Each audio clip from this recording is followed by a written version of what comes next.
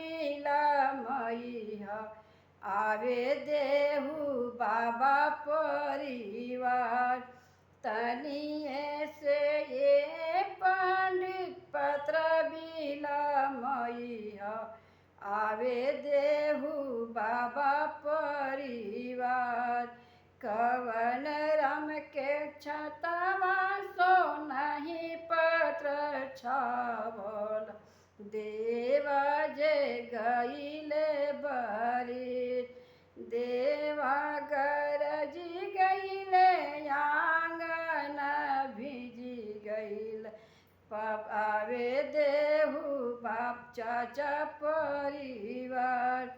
देवा गरजी गईले आंगन भिजी गईल हजमा छुड़ा लिहले ठाड़। देवा गरजी गईले आंगन भिजी गईल हजमा छुड़ा लिहले ठाड़।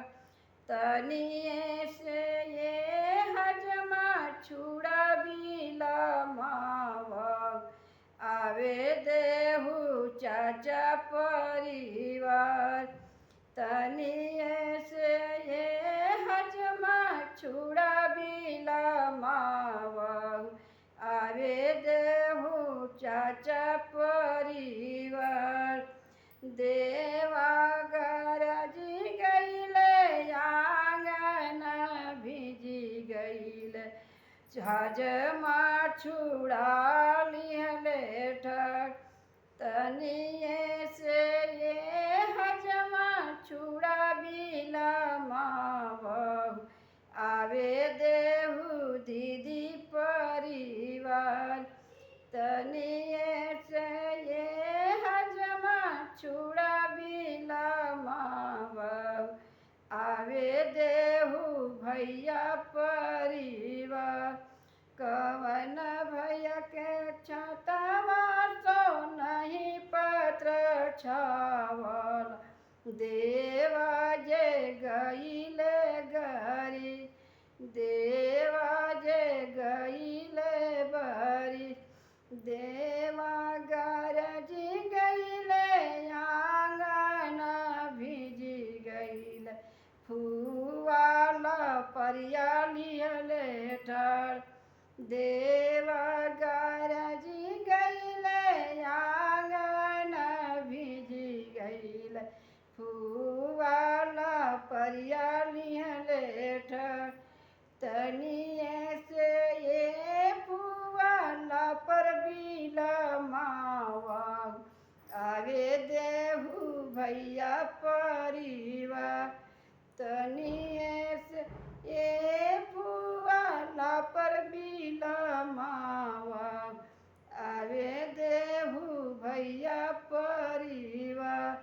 कवन भैया के छतवा सो नहीं पत्र छावल देवा जे गईले बरी। देवा बरी से गईले आंगन भिजी गईल कोई निहार लिहले ठाड़।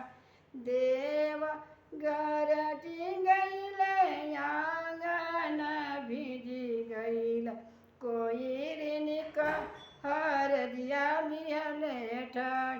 तनिए से ए कोई हरदी बिलमावा आवे देहु फुआ परिवार। तनिए से ये कोई हरदी बिलमावा आवे देहु फुआ परिवार।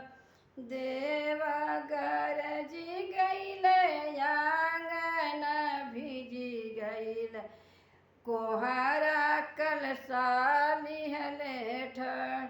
तनिए से ये कोहरा कलसा बिलमावा आवे देहु पापा परिवार।